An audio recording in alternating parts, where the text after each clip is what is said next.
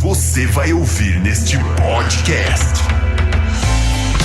Eu diria o seguinte, vocês têm que tatuar no bíceps de vocês Romanos 1, 16, 17, de preferência no grego, pois não me envergonho do evangelho, porque é o poder de Deus para a salvação de todo aquele que crê, primeiro do judeu e também do grego. A primeira é que ele quis que a carta passasse da censura mesmo. E no capítulo 3 tá assim, ó, pra você, centurião que vai parar na fronteira. Paulo era longe de ser uma figura unânime, tinha muita gente que achava que o Paulo era encrenqueiro mesmo, um antinomista, ele era um cara que pregava contra o judaísmo. Inclusive, essa é a razão que os judeus usam lá no relato de Atos para prender o Paulo finalmente, lá em Jerusalém. Esse cara tá profanando o templo, ele trouxe um gentio para cá. Morte a esse sem vergonha, né?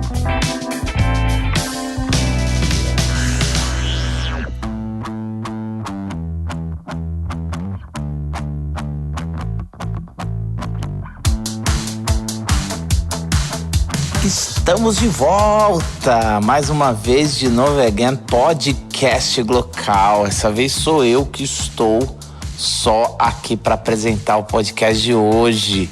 Nosso amigo Renatão decidiu passar para mim esse bastão e vamos lá, né? Hoje a gente vai bater um papo com o doutor em Novo Testamento, Bernard Shaw. Eu acho que essa foi uma das melhores lives que eu tive nos últimos tempos, conversando sobre Bíblia, sobre interpretação, porque Bernard Shaw é um dos grandes biblistas da atualidade no Brasil e ele não tem redes sociais.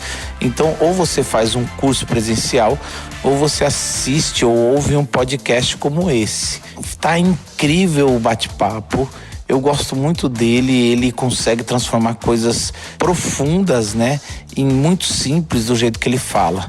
Esse podcast está sendo lançado também para falar que eu, Marcos Botelho, estou começando um curso de Romanos capítulo por capítulo toda semana. Ele é de graça, só que ele é limitado às vagas. Porque a última vez que eu abri um curso como esse, o Sermão do Monte, quando a gente bateu mais de 1.000 inscritos, começou a ficar difícil para eu responder todas as perguntas, ajudar as dúvidas e tudo mais. Então, nesse, nós vamos limitar as vagas. Mas se você está ouvindo esse podcast, corre na descrição dele que tem um link e provavelmente você consegue essa vaga correndo, tá bom? Então desfruta desse podcast, mas também não se esqueça de se inscrever no curso Romanos capítulo por capítulo, porque é de graça, é uma oportunidade ímpar para entender melhor essa carta que marcou a história da humanidade.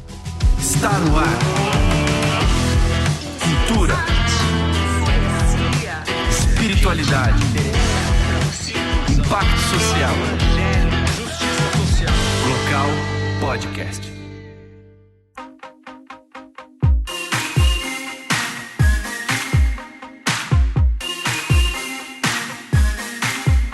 Deixa eu chamar um professor meu, um cara muito querido, Bernard Shaw. Tudo bem, Marcos? Tudo bem, que alegria, cara. Olha, você, entre os meus amigos teólogos, você é muito bem quisto, hein? Ô, louco, obrigado.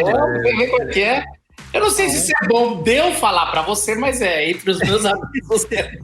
Não, com certeza é bom. Obrigado pelo convite. Alegria imensa estar aqui, poder participar desse seu estudo aqui, desse início aí, desse novo estudo que vai acontecer em Romanos. E vamos lá. Qualquer cara que se presta tem medo de Romanos e as parábolas. São duas coisas que a gente tem medo. Tem medo de encarar, porque é fácil falar bobeira. Então, assim, eu falei, tá bom, eu decidi estudar, fui atrás, e aí falei, é o meu sonho poder chamar o Bernard Shaw para falar um pouco esse panorama, para dar esse gosto, esse lançamento pra gente tá. E eu queria, a primeira pergunta qual era o contexto, em que contexto Paulo escreveu a carta aos Romanos? Nós temos ali uma década, talvez um pouco mais, de Paulo escrevendo entre a primeira e a última, Gálatas, sei lá qual que foi a primeira ali, e a última. Mas qual é o contexto de Romanos que ele estava vivendo? Pois eu acho que essa é a melhor pergunta para a gente fazer para começar um estudo em Romanos, né? Porque se a gente não tem um mínimo de informação sobre a ocasião do documento, fica muito difícil a gente interpretar o dito cujo, né? E assim, ao contrário do que muita gente acha, Romanos não foi escrito numa biblioteca, né? Não é Paulo sentado ali na Universidade de Edimburgo tendo insights maravilhosos sobre predestinação e salvação e justificação pela fé. Ele pegou a caneta e começou a escrever. Na verdade, Paulo tá ali no meio da missão, ele tá ali no ministério e ele tem o desejo de pregar o evangelho mais ali adiante a oeste, né? Ele quer ir para a Espanha. A questão é que Roma fica no caminho, né? E ele sabe que tem uma igreja de bastante expressão lá em Roma.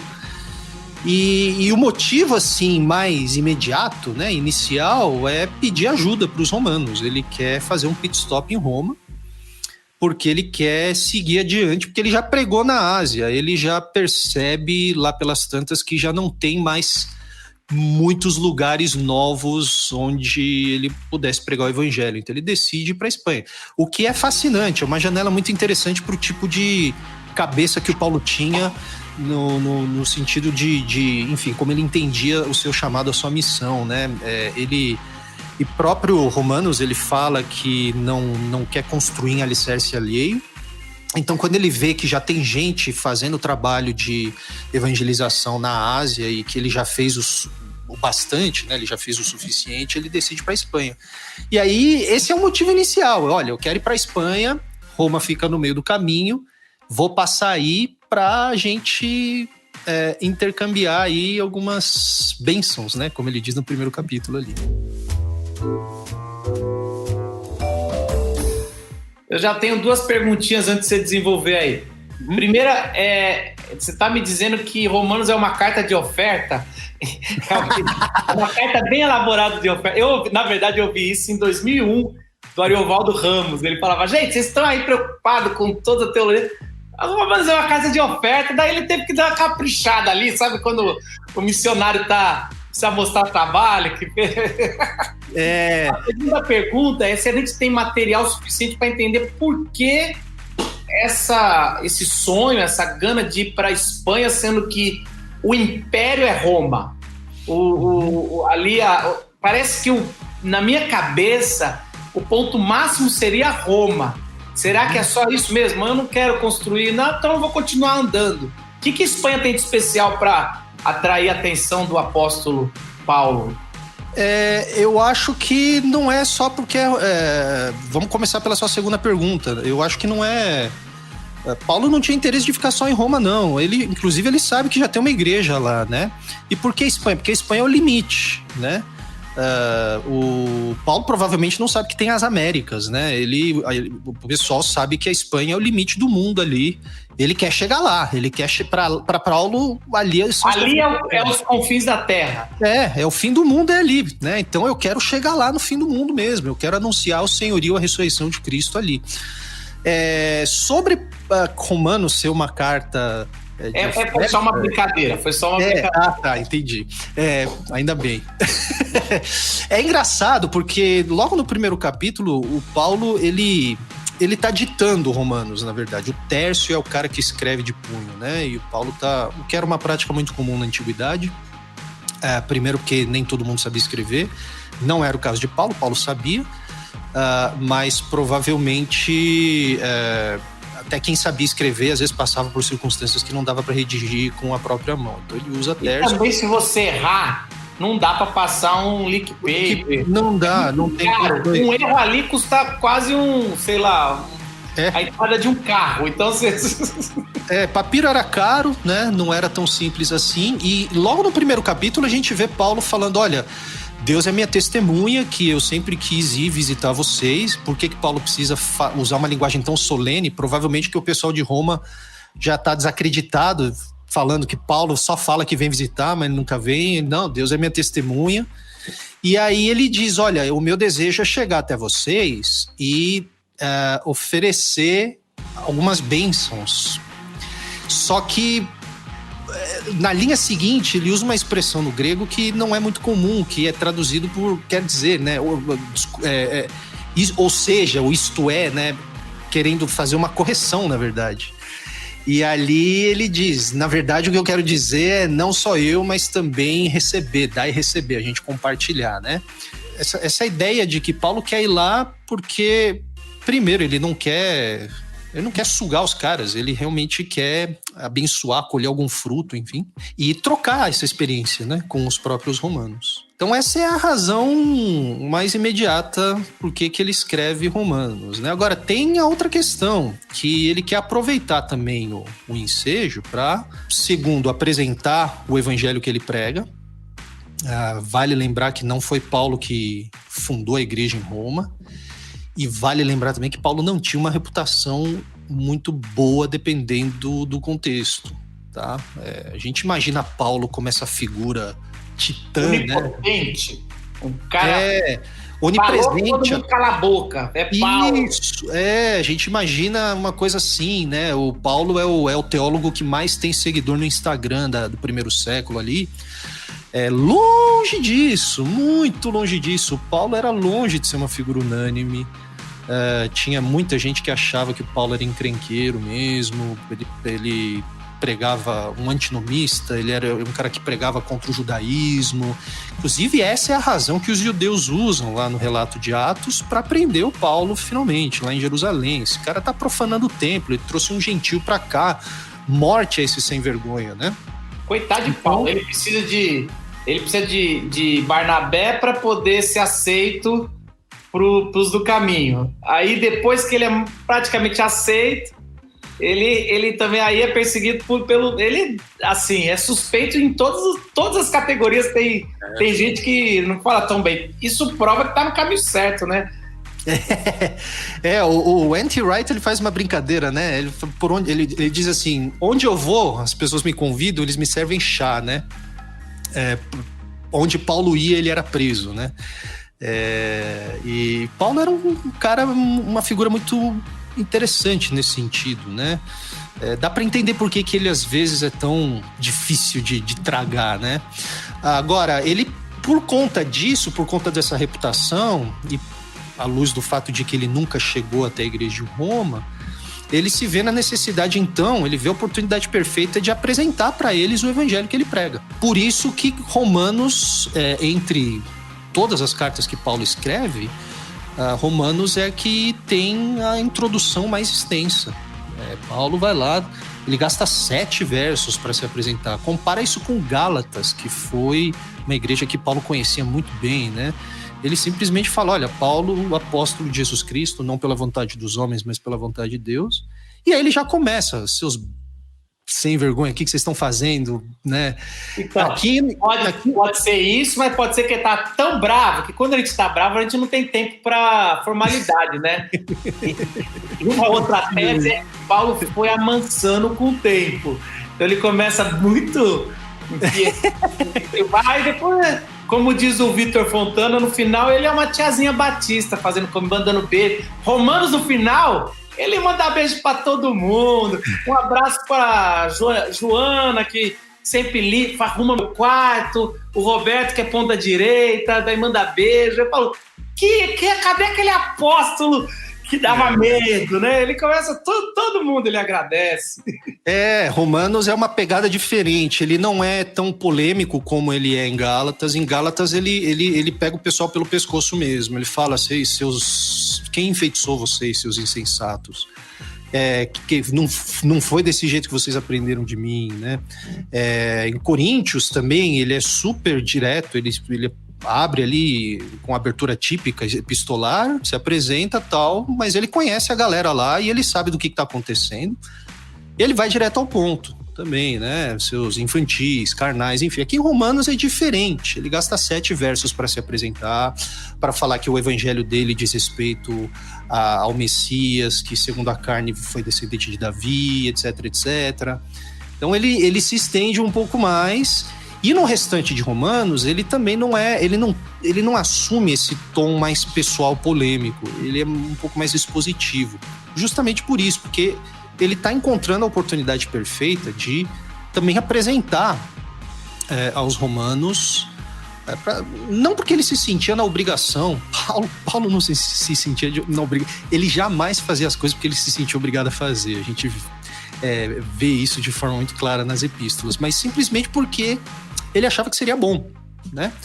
Agora, o terceiro motivo, a terceira razão, ou talvez o terceiro fator importante aqui que motiva Paulo a escrever essa carta, é que a própria igreja em Roma está passando por uma situação bastante complicada de tensão entre gentios e judeus. Os judeus já tinham sido expulsos de Roma? Já tinham sido expulsos e já tinham voltado, né? Então, eu acho que esse é um ponto interessante que a gente pode explicar, né? Não sei se todo mundo sabe disso, mas o imperador Cláudio, que reinou ali, ele morre no ano de 54, né, depois de Cristo. Cláudio, como outros romanos ali, ele tinha uma verve meio antissemitista, ele não gostava muito de judeu. E o Cláudio, lá pelas tantas, a gente não sabe exatamente a data, mas ele se cansa dos judeus que estão em Roma por conta de uma controvérsia que está acontecendo entre eles. Isso a gente vê no relato do historiador Suetônio, que escreveu uma biografia de Cláudio, inclusive. E o Cláudio se cansa dessa controvérsia que está acontecendo entre os judeus em torno de uma figura que o Suetônio chama de Crestus. Muito provavelmente, aqui eu estou com a maioria dos estudiosos que diz que Crestus ali é Cristo, é uma referência a Cristo, a um tal de Cristo. Então, o que o Cláudio faz? Ele chuta os judeus de Roma. E um detalhe que, infelizmente, muitos de nós nos esquecemos é que cristão, na época do Novo Testamento, na perspectiva de um pagão, não tinha ainda ali nessa época da década de 50 e 60, antes da destruição do templo pelo menos, não tinha essa percepção de que cristianismo era uma coisa diferente do judaísmo. A proclamação apostólica ela veio desse contexto judaico. Então, para o Cláudio, o que provavelmente estava acontecendo ali, né? Os judeus de Roma que haviam crido no Messias estavam se envolvendo em controvérsias, ou vice-versa, né, com os judeus que não haviam crido em Jesus Messias de Roma. Para Cláudio é tudo coisa de judeu. Então ele expulsa os judeus de lá. E de fato a gente vê isso em Atos 18, quando Paulo encontra Priscila e Áquila. Então a gente tem uma evidência bíblica disso, né? O Lucas vai dizer em Atos 18, Priscila e Áquila, eles tinham vindo de Roma por conta do decreto do imperador Cláudio. O que acontece? Todos os judeus, ou a sua maioria, a gente não sabe o quão exatamente isso foi cumprido, mas os judeus são obrigados a sair de Roma, inclusive aqueles que haviam crido no Messias Jesus. E aí fica a igreja lá em Roma sendo agora conduzida pelos gentios. Então, de repente, o pessoal entra no louvor no culto de domingo ali, não tem mais o violão hebraico, tem agora a guitarra elétrica do gentio, que está tocando ali no volume alto, né? Ou seja, a igreja precisou se organizar na ausência de figuras de liderança que até então predominantemente era formada por judeus. Quem que começa a igreja em Roma? Muito provavelmente judeus que estavam presentes em Atos 2, quando Pedro faz aquela pregação, entre aspas, pentecostal, né? Aí o pessoal volta, se reúne ali... Entre aspas, se você chamar entre aspas pentecostal, em Atos 2 é quase anátema. Como você é totalmente pentecostal? É verdade. Eu não sei se as outras são, mas essa eu tenho certeza que é. Justo. Então, um sermão pentecostal sem aspas. E a partir disso é muito seguro a gente supor que nos primeiros anos a igreja de Roma era liderada por judeus. Aí o pessoal é mandado embora de Roma, os gentios começam a assumir essa posição. No ano de 54, quando o imperador Cláudio morre, normalmente o que acontecia naquela época, quando o imperador morria, parte dos decretos que esse imperador tinha feito caduca. Então esse decreto caducou, os judeus puderam voltar a Roma, e a gente sabe que eles voltaram porque em Romanos, no último capítulo, na parte em que Paulo tá mandando beijo para todo mundo, ele manda um beijo para Priscila, então a gente sabe que Priscila voltou para lá.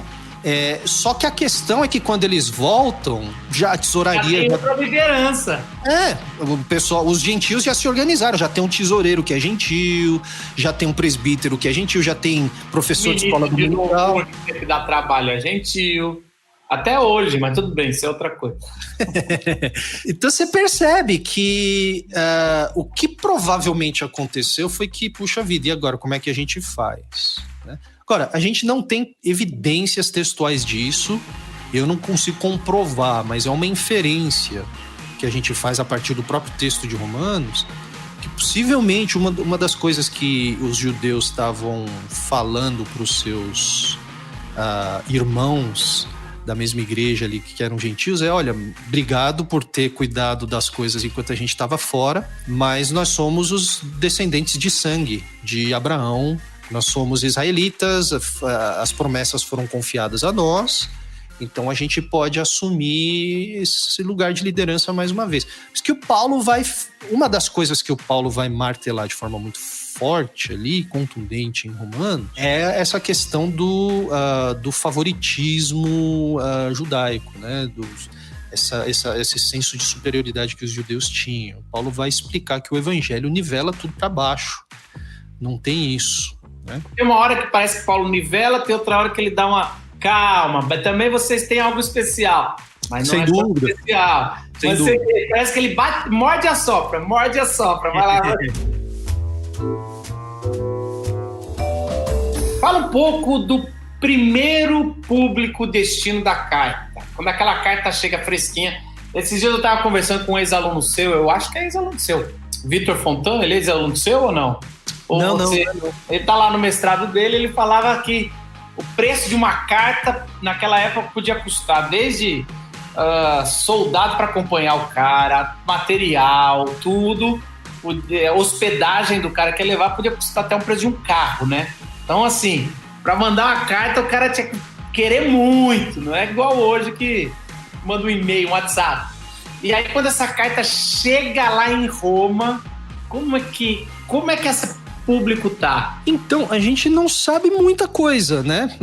A gente sabe a partir de Atos, a partir de próprio Romanos, da própria carta aos Romanos. O que a gente sabe é que a igreja muito provavelmente está passando por essa tensão, uma igreja mista já, uma igreja que começou como uma igreja étnica, mas depois se torna uma igreja mista mesmo, né? E que Paulo vê a oportunidade de instruí-los a partir de tudo isso que ele fala sobre como eles devem encarar um ao outro, né? Por isso que eu acho muito...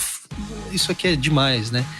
Paulo gasta 11 capítulos, na verdade 8 se a gente tirar 9, 10 e 11, mas vamos contar 9, 10 e 11, porque ainda está na mesma grande sessão ali. Ele gasta 11 capítulos para explicar os indicativos do Evangelho, o que é o evento Cristo, o que isso significa, para só no capítulo 12 ele começar a trazer os imperativos, e aí o último imperativo significativo que ele traz é a questão da comida. Para pensar nisso, né? Paulo gastou tudo aquilo para falar de todas essas coisas. Imagina a quantidade de literatura que já foi produzida em Romanos. Isso mostra a profundidade das coisas que a gente encontra em Romanos como um todo, mas em 1 a 11 em particular. E a conclusão de todas essas coisas absurdamente profundas que Paulo fala olha, se você come, não torra a paciência de quem não come. Se você não come, não torra de quem come. Recebam uns aos outros no amor do Senhor, né? Você observa isso e fala, caramba, mano, como assim, né? E aí a gente percebe que a teologia do Paulo é todinha construída com o objetivo de fato, formar um povo escatológico que reflita o caráter de Deus em torno da pessoa de Jesus, né? E essa questão da comida é muito significativa porque isso sugere de uma forma muito eloquente justamente essa tensão entre judeu e gentil. Paulo fala de guardar datas especiais, tudo isso aí é muito típico da situação que a gente vê nas epístolas ali, né? Então a igreja é uma igreja assim, mista, né? A gente sabe que ela começou como uma igreja predominantemente formada por judeus, depois ela se expande, né? A gente pode fazer algumas inferências em termos de status, localização social, mas não com certeza. O que seria é uma igreja classe média, se resistisse isso, é uma igreja rica, é uma igreja pobre. Você sabe que a igreja primitiva, ela cresceu de forma mais visível, né? Ela alcança as massas, né? A base da pirâmide ali, digamos assim, mas a força do evangelho em termos de proliferação, ela se deve também ao fato de que muita gente da classe, não da classe da elite, mas da classe, obviamente classe média é um termo anacronista, né? Mas vamos chamar de classe média. É o pessoal que tem cidadãos livres, pessoas que têm certa mobilidade. O evangelho não teria se propagado de uma forma tão rápida, desse jeito que a gente sabe, se tivesse permanecido só em uma classe, né? Seja escrava, pobre, enfim. A última pergunta nossa, pelo menos a que eu bolei aqui, quais são os temas mais importantes? A gente acaba falando tudo, o jeito que você fala é muito bom, você realmente é um professor por excelência, o seu jeito de storytelling é incrível, então você vai nos temas, quando você viu já abordou. Uma coisa interessante, até antes da gente entrar nesse tema, a gente como leitor, leigo, vamos dizer assim, é engraçado algumas coisas, a gente pula algumas coisas, ou lê meio rápido, porque a gente costuma, genealogia, Levítico, eu falo Levítico, se o pessoal soubesse a importância de Levítico, mas chega lá, dá um pulinho rápido aí pra gente ir já logo nas mortes dos juízes, que é muito mais legal ler os caras lá, traição, tem erotismo, tem tudo, mano. Então é mais legal. Mas tem que ler tudo, né? A Bíblia é toda inspirada. É interessante o tanto de informação que você deu de Paulo no capítulo 16, que, teoricamente, quando a gente tá lendo, agora começou o agradecimento. Pula, mano. Vai ficar agradecendo. O que eu tenho a ver com letreiro? A gente pensa que o capítulo 16 é letreiro do filme. E só nerd fica com letreiro. Mas o pessoal não sabe que Romanos é da Marvel. Então, no finalzinho do letreiro, tem alguma coisa que você vai falar: caramba! Então era isso! Ele vai voltar! Então, assim, é só uma coisa que eu observei, assim, cara, o tanto que é importante esse capítulo 16, que parece que é mais um...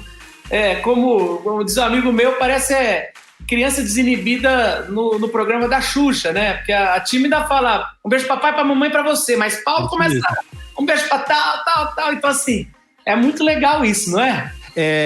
Assim, é óbvio que não tem muita coisa, vamos ser honestos, não tem muita teologia no capítulo 16, né? Não tem muita coisa que aquece o coração, né? Necessariamente. A gente pode encontrar, talvez, se coçar demais, né? Mas tem muita informação de utilidade histórica, né? Ele menciona a Febe de Cencreia e ele pede, logo no primeiro verso ali do capítulo 16, né? Recebam a Febe de Cencreia, minha companheira de luta aí, recebam ela com muito carinho, né? Por que isso é interessante do ponto de vista histórico? Porque Cencreia fica perto de Corinto, e provavelmente Paulo escreveu Romanos de Corinto, ali quando ele ficou 3 meses na Grécia, entre a Macedônia e Jerusalém ali, né? Ele menciona Gaio também. Então, para quem tem interesse em questões mais históricas, né? Essas informações são muito preciosas, na verdade. Mas você está falando isso? Então, essas informações são tão preciosas que depois elas interferem em coisas que da teologia da carta, na essência. Porque por uma dica que ela... Por exemplo, você falou aí, por uma dica de Priscila, você já está datando tudo. Ou pelo menos percebendo algumas coisas. Aí você já fala, então o primeiro público é esse. Quando você muda no gênero carta o primeiro público ou a data, você muda muita coisa, você começa a trazer algumas coisas. Então, assim, às vezes eu quando era leigo, eu ficava assim, pra que essa discussão de público, de que qual é o momento da carta? Depois a gente vai perceber que a discussão não é de liberal, essa carta depois, não tem nada a ver. Pode ter alguém, mas isso aí é uma... Para você entender o conteúdo de forma plena, você tem que realmente se debruçar para saber melhor, quanto mais informação. E lembrando que as nossas informações são tudo espelhadas, né? É que nem alguém que tá falando no telefone. Então o cara tá lá, a gente só sabe o que Paulo fala. Então se Paulo entrou muito nervoso, a gente já fala, é que nem alguém que tá muito nervoso no telefone. A gente fala, a pessoa do outro lado fez alguma burrada, vamos ouvir aqui o que ela fez. Isso, e aí vai lendo, porque é o texto que vai trazer informação. Porque tem pouca coisa fora do texto, assim, a gente tem sobre a cultura, mas sobre a informação ali é no texto, né? Agora eu queria entrar na última. Quais são os temas mais importantes da carta, que você diria? Porque você começou meio criticando uma super exaltação sobre justiça. Na verdade, eu não critiquei a importância da justiça. Justiça é o tema.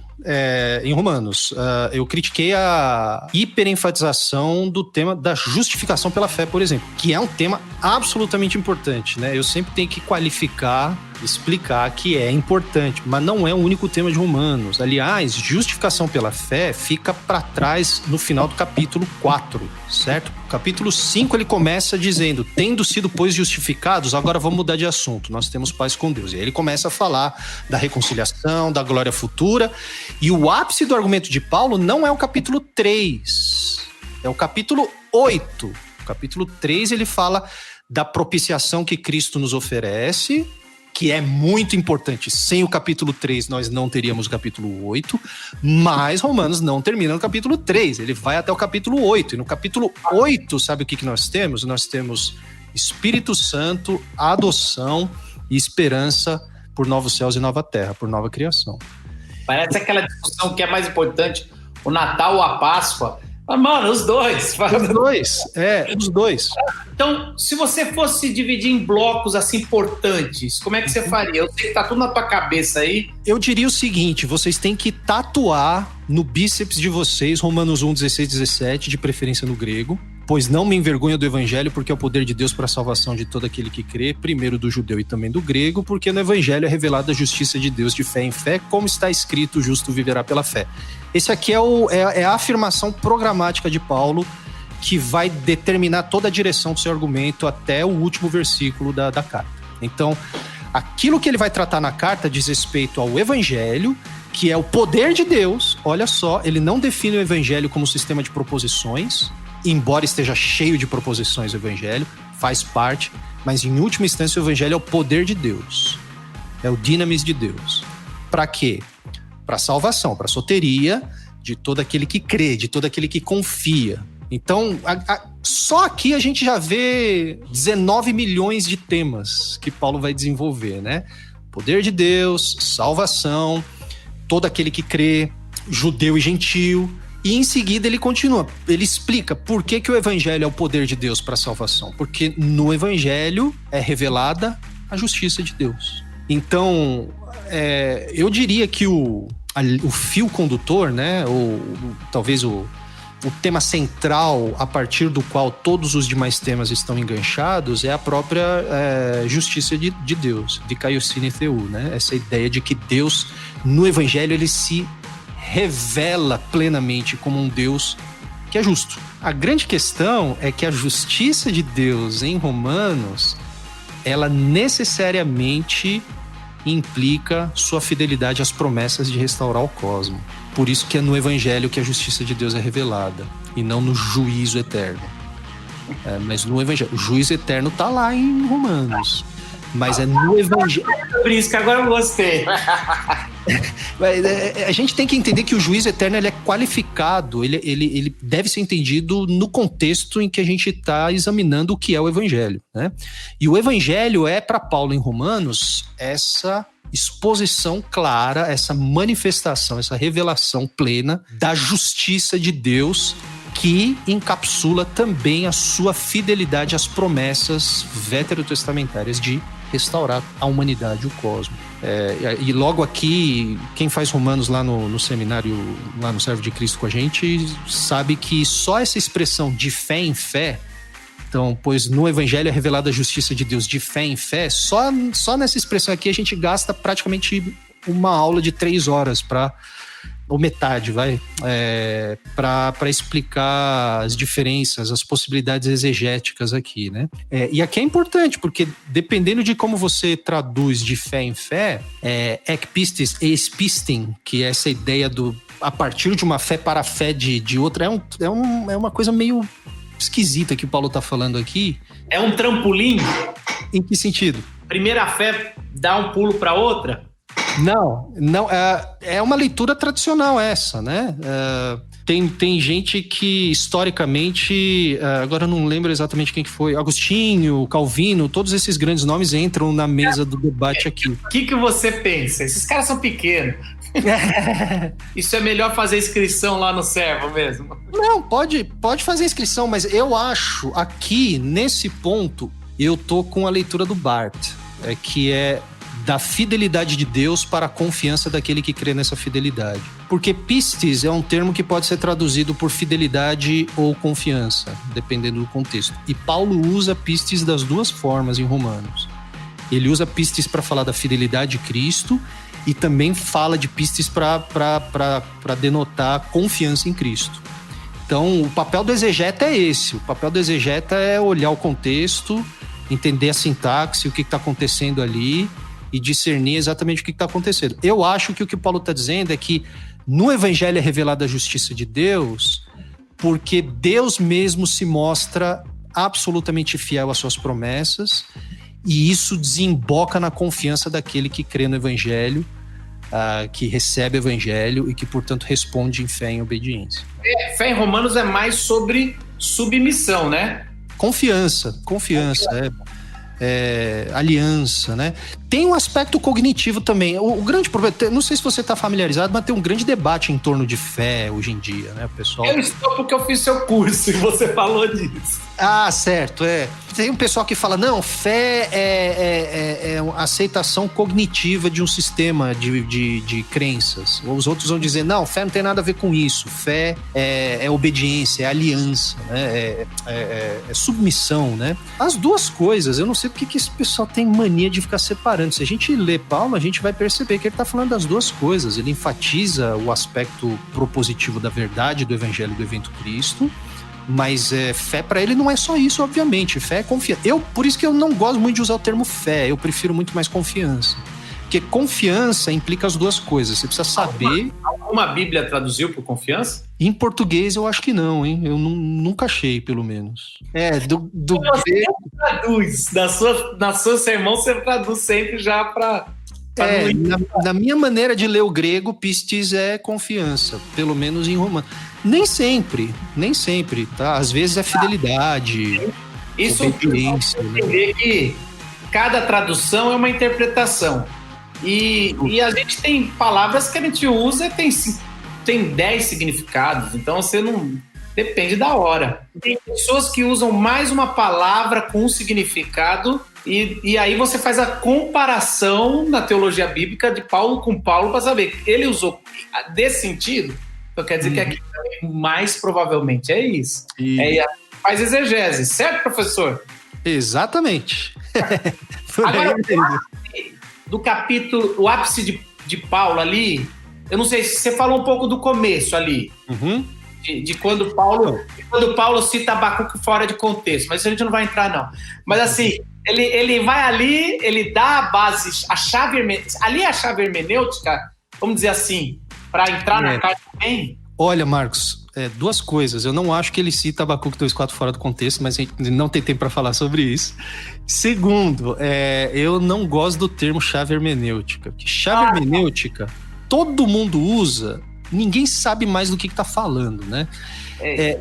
Vamos usar o termo afirmação programática. Romanos 1, 16, 17 é a afirmação programática daquilo que virá depois. Então, é a partir de 16, 17 que a gente se localiza em termos de ênfases teológicas e temáticas que o Paulo vai desenvolver adiante. Então, a partir do verso 18 até o final do capítulo 2, ele vai falar da indesculpabilidade de toda a humanidade de modo geral. Capítulo 2 em diante, ele vai falar que o judeu não é diferente. Ele vai... Então, assim, a gente tem que entender que do verso 18 em diante, Paulo ele virou a chave da linguagem forense aqui. Ele está imaginando um júri e ele está apresentando todas as provas contra a humanidade, e o judeu interlocutor dele, da diatribe, está incluído nesse pacote. Não tem nenhum justo sequer. Romanos 3, 23. Eu só percebe no meio que ele... Paulo faz uma narrativa que o judeu está entrando achando que vai julgar, e quando vê ele, meu Deus do céu, eu sou safado, me enganou. Não teria nem começado a ler. Quando a gente lê verso 18 ao 31 do capítulo 1, em que Paulo está falando da indesculpabilidade da humanidade. Muita igreja brasileira adora esse começo, mas não lê como se ela é a igreja brasileira hoje é a parte dos judeus. E dá para imaginar os cristãos judeus de Roma balançando a cabeça e falando: fala, Jeová, é isso mesmo. Aí vem no capítulo 2 e ele fala: por isso você, ó homem, é indesculpável quando você julga os outros, porque se você julga e faz as mesmas coisas, seu safado, sem vergonha, né? E aí ele vira agora para a audiência judaica, que ele meio que não personifica, mas ele coloca aí o seu interlocutor imaginário da diatribe como representante, né, para gerar essa identificação. E aí ele desenvolve então esse argumento de que não tem justo, né? E aí no capítulo 3, quando a gente percebe assim, não tem mais escapatória, as provas são contundentes, todo mundo está debaixo do pecado.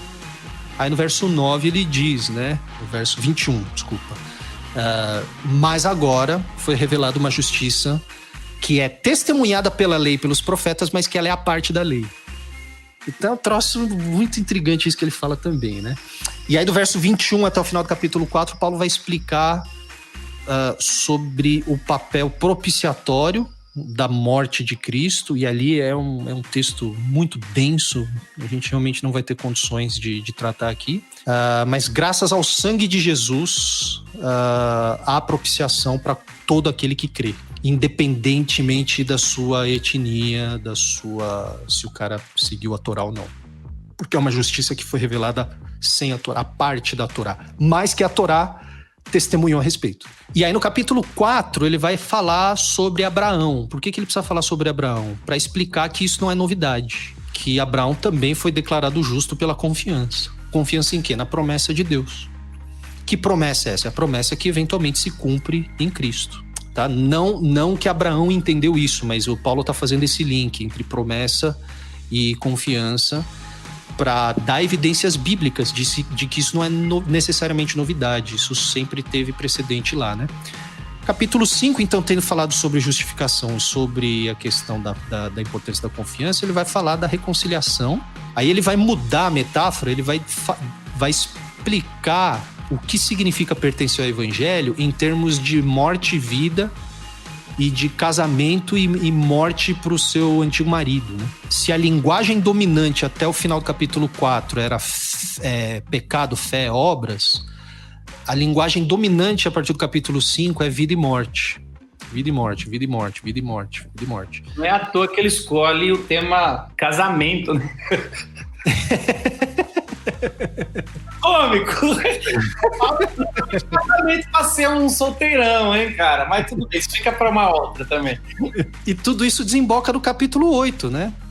Em resposta ao grito de desespero que ele dá: miserável homem que sou, né? Quem vai me libertar desse corpo, dessa morte, né? E aí no capítulo 8 ele já entra, quer dizer, ele finaliza o capítulo 7 falando já graças a Deus, mas no capítulo 8 ele diz: agora, pois, já não há mais condenação para aqueles que estão em Cristo Jesus. E aqui é interessante que ele não diz que não há mais condenação porque a gente aceitou Jesus porque a gente assinou embaixo da doutrina da justificação pela fé. Ele está pressupondo a importância disso, mas não é isso que ele fala. Por que já não há mais agora condenação para aqueles que estão em Cristo Jesus? Porque aqueles que estão em Cristo Jesus têm o Espírito que ressuscitou a Jesus dos mortos. Sabe que eu queria fazer um papel de parede com Romanos 8 em grego e colocar na sala. Minha esposa, não sei porque ela não deixou, né? Mas Romanos 8, gente, é o ponto alto de tudo. É o Espírito que ressuscitou a Jesus dos mortos, que agora habita entre nós e que por esse Espírito a gente cumpre a lei. Paulo o Romanos é mais pentecostal do que a gente pensa? Nossa, muito mais. Muito mais. E é interessante que faz todo sentido, porque se a igreja de Roma foi plantada no Pentecoste, Paulo não que ele fez isso só como uma estratégia, é lógico que isso faz parte do que ele acredita, mas quando a igreja de Roma que foi plantada no Pentecoste e Paulo constrói tudo aquilo e fala, sabe aquilo que vocês viveram? Que alguns contaram para você, é isso que faz sentido. Isso. E a gente encontra um paralelo com Gálatas também, porque o problema de Gálatas é que tem os judaizantes querendo circuncidar cristãos gentios. Eles estão dizendo que não basta só crer em Cristo, confiar em Cristo. Você tem que virar judeu. E aí o argumento que o Paulo usa para impedir isso é: quem enfeitiçou vocês? Por um acaso vocês receberam o Espírito por obras? Então, a gente tem que entender que o fato do crente em Jesus ser habitação do Espírito, essa é a esperança para a qual todo o Antigo Testamento apontava. E agora eles estavam colocando isso em xeque, pelo menos no caso dos Gálatas, ao querer se circuncidar. Mas é exatamente isso que é a experiência de Pedro. Não fala que é imundo o que eu não estou mais chamando. Exatamente, Atos 10. E aí ele vai e experimenta em Cornélio, todo mundo, entre os gentios, o batismo do Espírito Santo. Que os presbíteros aí, né, não fala muito, mas esse é o sentido de tudo. É ali, ó, se o Espírito Santo não fez distinção, depois Pedro, voltando para o concílio de Jerusalém, ele explica: eu não tenho nada a ver não, o Espírito Santo que não fez distinção. Eu até queria, é engraçado que Pedro tá assim, eu até falei, tentei lembrar Deus do que ele tinha escrito. Olha, mas eu não vou comer, ele não quis. Aí o pessoal, tá bom, se ele não quis, vamos deixar. É muito bacana, é muito bom. Pedro entra na casa do Cornélio, a primeira coisa que ele fala é: ó, eu não devia estar aqui, que eu sou judeu, vocês sabem. Né? Pedro não acredita, até depois, quando ele toma bronca de Paulo depois, né? Depois. Então, ó, se ele toma... Mas tudo bem, vamos lá. Então, olha, mostra tanto que a gente é cabeça dura, né, velho? A gente lê, vive e depois comete os mesmos erros. O capítulo 8 é esse ápice. Tanto é que no capítulo 8 ele fala da nova criação, ele fala que a criação geme, até hoje também. No contexto em que ele fala que o Espírito geme em nós, é uma coisa maravilhosa. Romanos 8 é maravilhoso, né? Tem tudo a ver se chamar de ápice, porque são 8 capítulos para subir a montanha no ápice, mais 8 para descer, né? Mais 8 para descer, Outro detalhe que a gente não pode deixar de mencionar é que no final do capítulo 8, Paulo usa uma linguagem que era exclusivamente usada para Israel no Antigo Testamento, agora para falar de todo aquele que é portador do Espírito. Isso inclui judeus, sim, mas inclui gentio também. Por que é importante a gente perceber isso? Porque a partir do capítulo 9, ele vai começar a explicar e agora como é que fica Israel nessa história. Porque tem um problema aqui. Se o Israel étnico, em sua maioria, rejeitou o Messias, então quer dizer que as promessas que Deus fez para esse povo falharam. E aí no capítulo 9, 10 e 11, o Paulo precisa lidar com isso, tendo então alcançado o ápice da sua exposição no capítulo 8, aí ele já disse tudo e agora vamos então falar sobre essa questão do papel de Israel. E aí em Romanos 9, 10 e 11, é muito complexo ali, enfim, a gente não vai ter condições de dar muito detalhe aqui, mas o que Paulo faz basicamente é usar o termo Israel de duas formas ali. Muitas vezes ele fala de Israel como Israel étnico, enfim, a gente não tem nem as categorias exatas para definir Israel, mas o Israel do Antigo Testamento, ou o Israel nacional, e ele vai usar Israel também em outras instâncias nesse bloco de textos para redefinir o que significa povo de Deus. Então ele vai citar textos como Oséias, né? Nem todo Israel é Israel, nem todo aquele que é meu povo, vou chamar aquele que não era meu povo. É um argumento bem complexo, escorregadio ali do Paulo, mas basicamente o que ele vai fazer é, tendo dito tudo isso, então eu quero que vocês entendam como é que a gente localiza o evangelho nessa longa história da salvação que começou lá atrás e que culmina então no evento Cristo. E aí no capítulo 12 ele começa com um portanto, e aí ele começa a trazer as implicações imperativas de tudo isso. Portanto, vocês têm que se oferecer como sacrifício.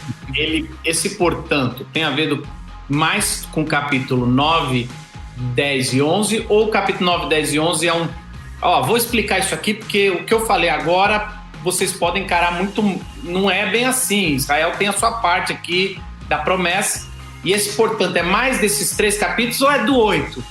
É de tudo. Ele puxa... na verdade, o capítulo 11 termina de uma forma absolutamente extraordinária, que é Paulo dizendo assim: no final de tudo, Deus vai colocar todo mundo em desobediência, porque ele quer que no final a única coisa que triunfe é a sua misericórdia. Lembra dessa passagem lá no final do capítulo 11? Ele começa a explicar... Eu sempre pensei que Romanos deveria acabar aí. Tava bom, eu falei, caralho! Tava bom. E o filme que acaba e você fala, acabou? Não, aí tinha volume 2, Romanos 2. E o que é interessante é que o fogo cai. Depois que ele fala isso no verso 32, porque Deus encerrou todos na desobediência a fim de mostrar a sua misericórdia a todos, aí o fogo cai. Aí ele pega o violão e começa, a profundidade das riquezas, do conhecimento de Deus e tal. E aí no capítulo 12 ele vai dizer, portanto, pelas misericórdias de Deus. Que misericórdias são essas? Essas que ele acabou de expor. Então ele está fazendo um link, está em ampla continuidade com o que ele acabou de falar do capítulo 9 a 11. Mas aquilo que ele fala nos capítulos 9, 10 e 11 está em ampla continuidade com o que ele começou a falar no capítulo 1. Então, eu enxergo o capítulo 12 como as implicações imperativas de tudo que ele falou até aqui. E aí ele vai falar, né, O que é fascinante é que a primeira implicação prática que o Paulo dá é humildade, né? Ninguém se considere... Cada um tenha uma visão equilibrada de si mesmo, né? Que coisa. Teologia pastoral. E é a mesma coisa que ele faz em Gálatas 5. Também ele fala, não se acha melhor que o outro. Não, vamos suportar carregar os fardos um do outro. Então, assim, parece que Paulo, ele vai. Numa hora ele fala, calma, baixa a bola. Então aqui a gente encontra uma enorme diferença entre Paulo e muitos teólogos hoje. Muitos teólogos hoje fazem teologia para ficar famoso, para encher a cabeça das pessoas, enfim, né? Não tô aqui para ficar julgando motivação de ninguém, mas a gente vê, né? Para ganhar like em Instagram, sei lá. Paulo fazia teologia para moldar a igreja à imagem de Cristo. Paulo não tinha outro interesse em mente, ele era obcecado por isso. Eu quero ver a noiva de Cristo parecida com o seu Senhor. E tudo isso aqui que expliquei para vocês, portanto, olha só, sejam humildes, amem-se uns aos outros, recebam uns aos outros, etc, etc, etc. Ele vai falar de comida no capítulo 14, gente. Que coisa impressionante. O que comida tem a ver com o evangelho? Tem tudo a ver com o evangelho, se a gente entende o contexto da igreja para a qual ele está escrevendo. Agora, por que no 13, desculpa, não sei se não tiver a ver, você fala assim, não, a gente está no panorama, não dá para... Mas por que deu aquela lá no capítulo 13 dele... Das autoridades? Em plena Roma, ali os caras estão... É uma carta para passar na censura, é assim para... Vai que um centurião pega esse troço no caminho, pega aí no 13 que é para respeitar, vamos lá, dá aquela passada de pano, porque... Meu Deus do céu. É lógico que a gente vai vendo ali ele falando sobre a lei civil, ninguém precisa ter medo da lei civil, tudo. Mas como eu vejo bobeira sendo falada em Romanos 13, hein? A questão do Romanos 13, né? A gente brinca lá em sala de aula que ele precisava ter falado sobre as autoridades, porque ele acabou de falar sobre amar os inimigos, né? Ele acabou de falar, não devam nada a ninguém, somente o amor, né? E aí uma coisa leva a outra. Ele vai falar, então, falando nisso, né? Vamos se submeter às autoridades. Mas eu acho que tem uma questão contextual aí também. Se a gente tá certo em datar Romanos em 57, quem é César é Nero, né?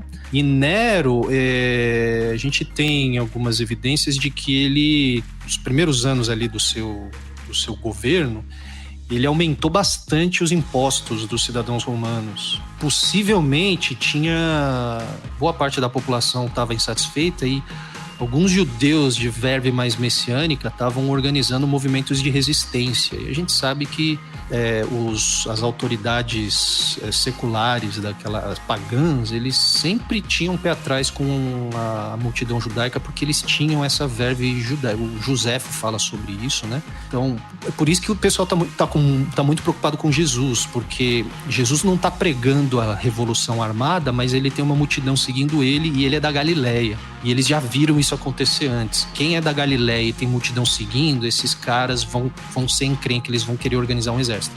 E provavelmente está acontecendo algo não nessa escala, mas tem uma galera que está se animando a organizar uma resistência. E eles estão convencendo alguns cristãos, alguns judeus cristãos. E aí o Paulo vai precisar explicar, olha, o evangelho é Jesus Cristo é o Senhor. Mas isso não tem nada a ver com agora a gente querer tirar César do trono. O trono de César se tornou absolutamente irrelevante a partir do momento em que Cristo ressuscita dos mortos. Então, vamos respeitar a ordem criacional. Esse negócio de autoridade é uma coisa instituída por Deus. O cristão não é contra a autoridade per se. Eu considero essa sua interpretação a segunda mais plausível. A primeira é que ele quis que a carta passasse da censura mesmo. E no capítulo 3 está assim, ó. Pra você, centurião que vai parar na fronteira. 14:15, ele é mais para... 14:15 é comida e unidade da igreja. Comida e bebida, nada mais cristão que isso. Comida e bebida. E olha, é atual isso, viu, Marcos? Eu não sei você, né, quanto de experiência você teve já com igrejas que têm tensões étnicas. Eu já tive, já transitei em contextos que tem essa questão e, olha, não é fácil. Então, o Romanos 14:15 é muito atual para quem pertence aí a contextos mais imigrantes, digamos assim, né, mais mistos do ponto de vista étnico. E o que Paulo está falando olha, nada disso tem importância última mais, pessoal. O que importa é a gente ser esse povo que antecipa, né, o mundo vindouro, que dá evidências do mundo vindouro. E aí, na metade do capítulo 15 em diante, ele vai dar uma explicação do porquê que ele não foi antes, né, e o que ele quer fazer. E aí, no capítulo 16, é o menino desinibido da Xuxa ali, mandando beijo pra todo mundo.